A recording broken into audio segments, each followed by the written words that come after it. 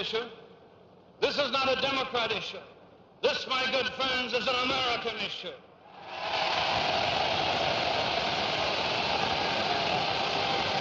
In his hysterical way, he provided the Soviet propaganda with a great, tools to denounce America as a reactionary country, more and more turning towards fascism, American style. Actually, McCarthy was pictured as a new fascist in the United States. Perhaps the most revealing article written by a Stevenson speechwriter appeared in the New York Times on December 11, 1949, on page 3, and listen to this if you will, and I quote, he says, I happen to believe that the Communist Party should be granted the freedom of political action and that communists should be allowed to teach in universities. Nothing secret, right? With all his paranoia, let me tell you, well, he played a positive role for the United States because he alerted the American public in a very crazy way. He alerted the federal security agencies about the threats to the United States. And then he exploited that around the country every single day. It made headlines, and he gave more headlines, and the charges, and they never caught up with the charges. He'd make a charge and go on to the next charge, and he'd escalate the charges. Dean Acheson, the Secretary of State, was a traitor, the Red Dean, and he escalated up to Harry Truman, the President of the United States.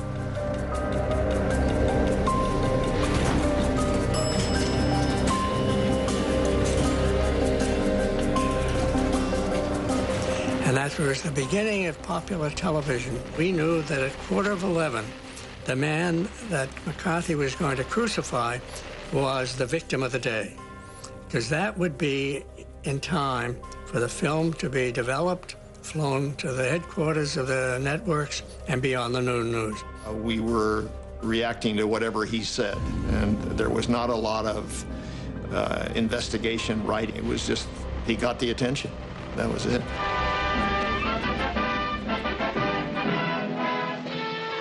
He was more popular than he should be, and it's very hard from this distance to understand why. I mean, I find it, as I talk to you now, to be, it doesn't make any sense. I mean, he was a little jerk. He had accomplished his goal. It took him 3 years, but he did it. He immunized the middle class. He exposed the Democratic Party.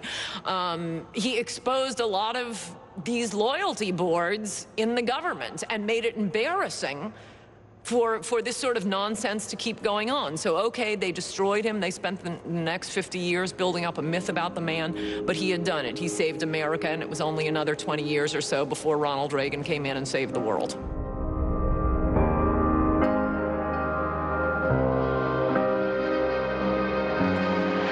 Ike rejoins his campaign train for a swing through the Midwest. It's obvious what Mamie thinks of Ike's whistle-stop manner, and the Wisconsin crowd seem to enjoy it, too. During the campaign in 1952, Eisenhower would not even accept McCarthy's support, although McCarthy did support him. And there was a complete personal dislike for each other. I spent about half an hour with the general last night. While I can't report that we agreed entirely on everything.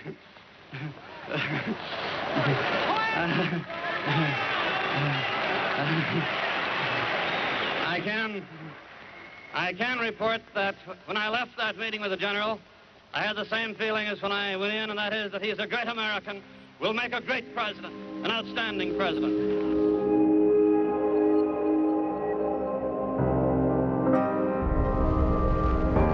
The president had no use whatsoever for Senator McCarthy.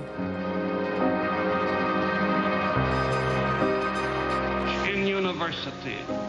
They differed on political issues as well as other issues. Eisenhower did not take any leadership role to moderate the situation. I don't think the senator ever realized, nor would he have accepted any criticism that he was overstepping his responsibility. Are you a member of the communist conspiracy as of this moment? Are you a member of the Communist Party as of today? Were you then a member of the Communist Party? McCarthy was not after spies. We have an FBI, we have other institutions to go after spies. You don't catch spies by calling and say, hey man, are you a spy? Please tell me. What he did was he picked on minor people, and foolishly in many cases, and ruined some people's lives. That's correct. You wrote a book in 32, is that correct? Yes, I wrote a book. Mr. Chairman, this was 1932. Yeah, I know that's 1932. Do you know that they since have been listed as a front foreign doing the work of the Communist Party? At the time I wrote the book, the atmosphere in the universities of the United States was greatly affected by the Great Depression then in existence. Wait, I'm going to ask you this question again. I resent the tone of this inquiry very much, Mr. Chairman, because it is my neck, my public neck, that you are very skillfully trying to wring. There was a great deal of incompetence on the committee. The file system was in somewhat of a disarray, and several of the investigators had no experience whatsoever. When I was on trial, I remember bumping into him in the courtroom corridor. He threw his arm around me and said, "Hello, Leo." And his whole attitude was, don't hold this against me personally. This is just my script, my role. Your role is to play the victim, and, nothing personal in this, kid, sorry. He had a certain amount of charm and warmth. He was not a total monster. He was a kind man. He liked other people all the time. He liked to be around people. But he had a passion for drilling or questioning an individual, and the harder the questioning became, the tougher he got. On many, many, many occasions, unfortunately. I came to Harvard as an undergraduate in 1944, during World War II. I was quite young, I was 16. And I met a number of other undergraduates who were involved in political activities. I didn't realize that it was the Communist Party at that point. We would read and discuss Karl Marx and Engels, and occasionally go pass out leaflets in front of a factory gate or something like that. Nothing that really changed the world, I'm afraid. And no, we did not give the atom bomb to the Soviet Union. McCarthy, at the end of the hearing, must have said things like, I had been one of the most important people in the Communist Party, and I didn't deserve citizenship, and our boys were being slaughtered in Korea because of traitors like me.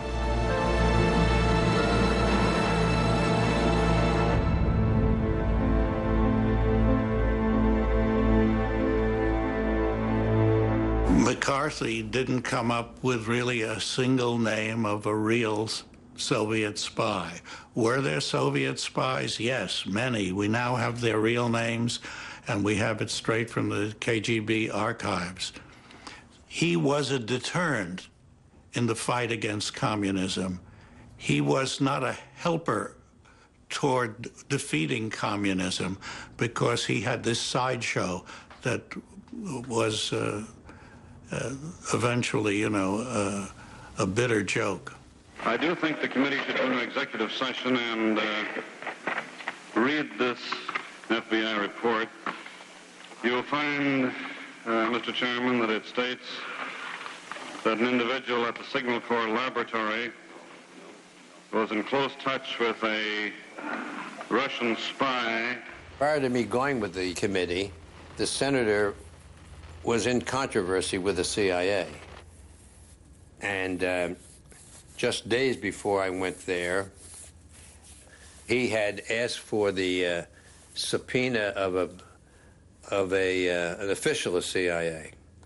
And Allen Dulles refused. The CIA as an institution came to abhor McCarthy because he accused the CIA of being subversive, which was insane.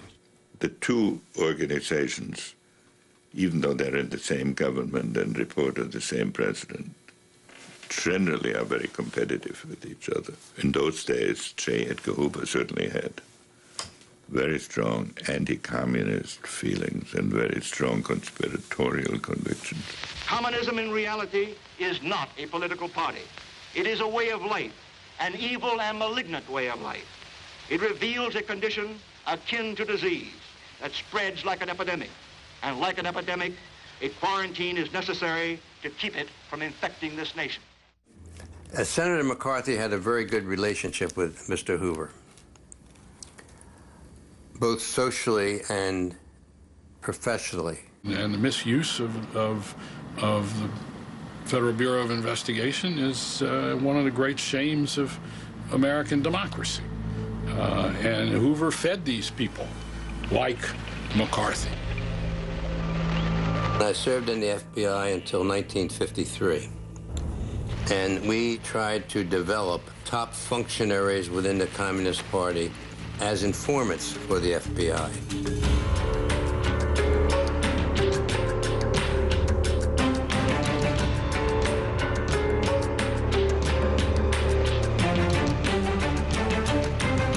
If you're old enough to remember Senator Joseph Makary, then you're surely old enough to remember Roy Cohn, then the 26-year-old chief counsel to the Wisconsin senator, who held hearings, some called them witch hunts, aimed, he said, at ridding the U.S. government of communists. Roy Cohn, he was super smart and super manipulative and super out for himself. I think that Senator McCarthy was, in many ways, dependent on Roy because he did not have the sources of information that Roy had, and also that kind of taking the leadership role, if you will, of what we would investigate and how we would investigate. Roy was the man behind the throne, so to speak. Cohn was always there, like his detachable brain. You know. When and where were you born? I was born in New York City in 1927. You're 26 years old That's now? Right. The charge of youth is justified. Well, I plead guilty to that. I will say this, though, in mitigation of punishment, number one, I don't think it's my fault, and number two, since the charge has been made, I've been trying to figure out what I can do about it, and I haven't come up with an answer yet. One of my favorite recollections of Roy Cohn is that we were in the cub room of the Store Club, which is a very famous inn place, a social place for the glitterati of New York City. And Roy looked up and said, "I'd like an iced tea." Now, I have never seen 4 waiters make 1 glass of tea in my life. First, somebody had the ice, poured in the hot tea. Then somebody else squeezed the lemon. Then somebody else poured in the sugar. Then the 4th waiter stirred it for Roy. And he was not paying much attention to this. He was talking about what was happening, going on. He's the only person in my whole life who I refused to shake hands with. It had not just to do with McCarthy, but everything else I knew about Roy Cohn. It also had to do with his law practice in general and his viciousness.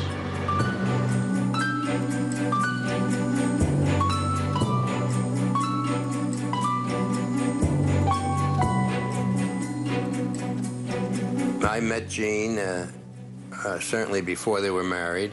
I don't know what Jean ever did for the committee. That was before I went to the committee. But she had a tremendous impact on the senator. She was a very brilliant lady in her own right. She attacked me. I know what you want. You want to get something on Joe, and you make up anything. You make up any lie you can think of and things like that. And she was very tough and very defensive. She was almost as bad as he was, except she wasn't as bombastic.